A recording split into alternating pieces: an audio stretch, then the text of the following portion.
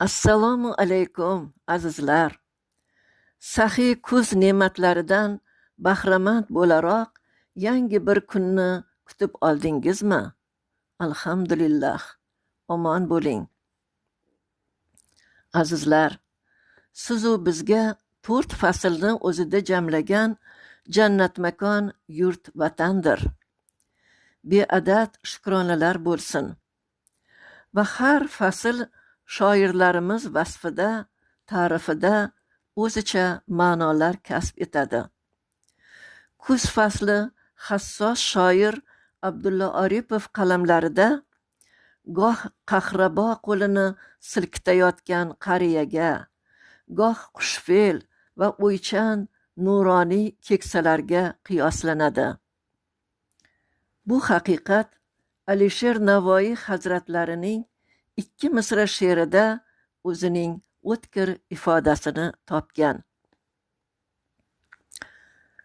Xazon sipohiga ey bog'ibon emas mone, bu bog' tomida gar ignadin tikan qilg'il.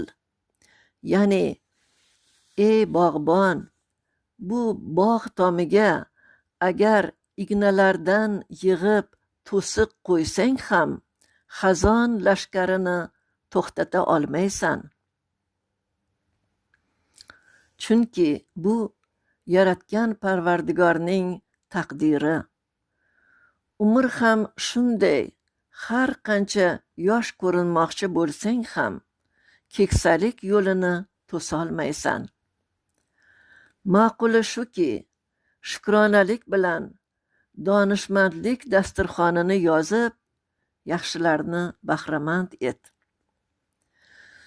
Duolar qilamizki, Robbim mustahkam iymonu sog' salomatlik bilan hikmatu ma'noga to'lib, yoshlarga o'rnak bo'lib keladigan donishmand qarilikni barchalarimizga nasib etgaysan. Amin. Endi azizlar, she'r tinglab bahra oling. Bismillahirrohmanirrohim. Kuz keldi.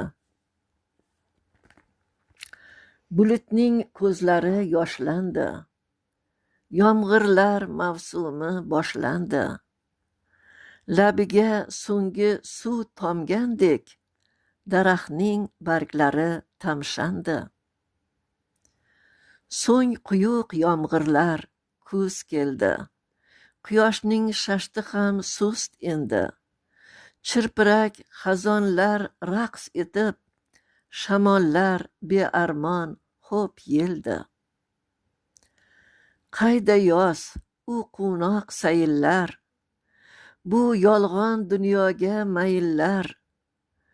Vafosiz bahori yoziyu, o'tarkan shu taxlit ne yillar.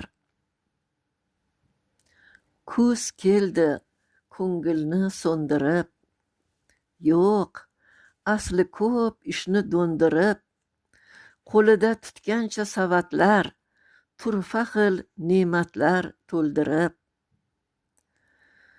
Shukrki to'zonlar ichra ham, sarg'aygan mezonlar ichra ham, Robbimiz rizq berib unutmas, yaratgan bandasin biror dam. Rahmat azizlar, e'tiboringiz uchun. She'riy suhbatlarimiz qisqa bo'lsa-da nafli bo'lishini Allohdan so'ragan holda xayrlashaman. Omon bo'ling azizlar.